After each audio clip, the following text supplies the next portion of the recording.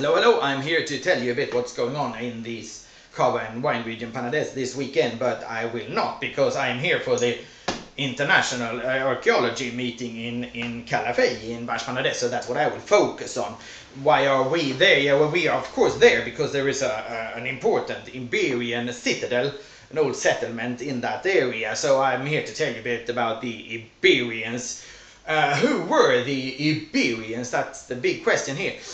We know that these people, they came into what is now to the Iberian Peninsula some 5,000 years before Christ, and most likely we don't know if what they used to call themselves, or if they saw themselves as one people. We are not sure, but the Greeks saw them as one people and gave them the name the Iberians, and that was to differentiate them from the people living in the inlands, because these people, the Iberians, they were living along the coast of Spain here, starting in Languedoc-Roussillon in the French parts and down to Alicante.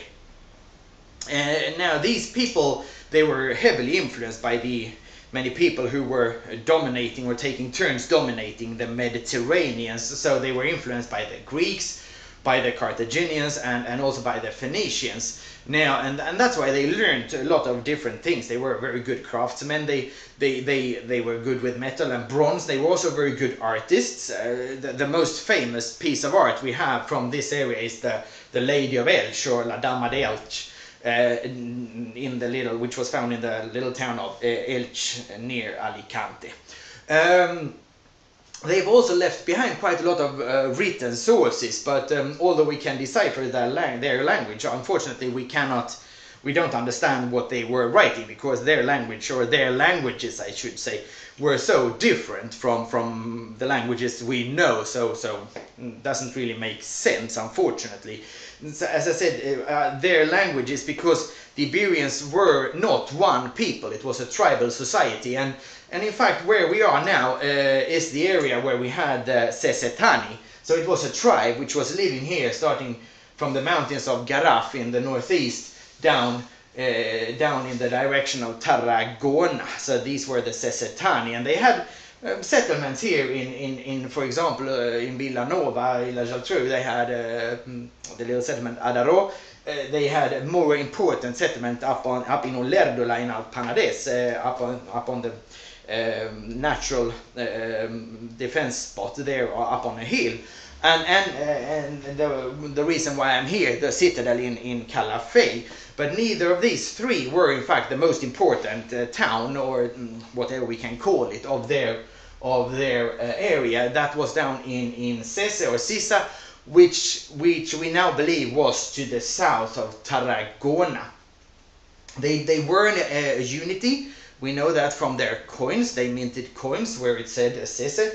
But yeah, it's a bit unclear if Sese was in Tarragona or to the south, but it seems from Roman sources, when this empire, or when this rule fell and the Romans invaded the area, that in fact all the people of Sese were taken as slaves and shipped off to Taraco, which had then been established as the Roman stronghold. That is what is now Tarragona.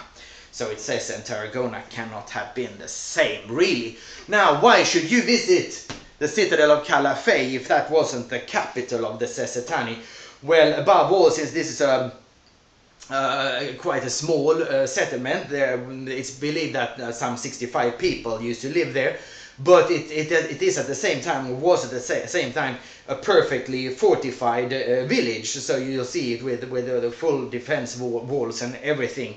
And most importantly, the area has been 100% excavated. So the archaeologists of our era are now trying to use experimental archaeology and rebuild it, believe that, as the Iberian fortification might have looked some 2,500 years back in history. So a really good place to look into Iberian history, well, for yourselves and for your children and whoever might be interested.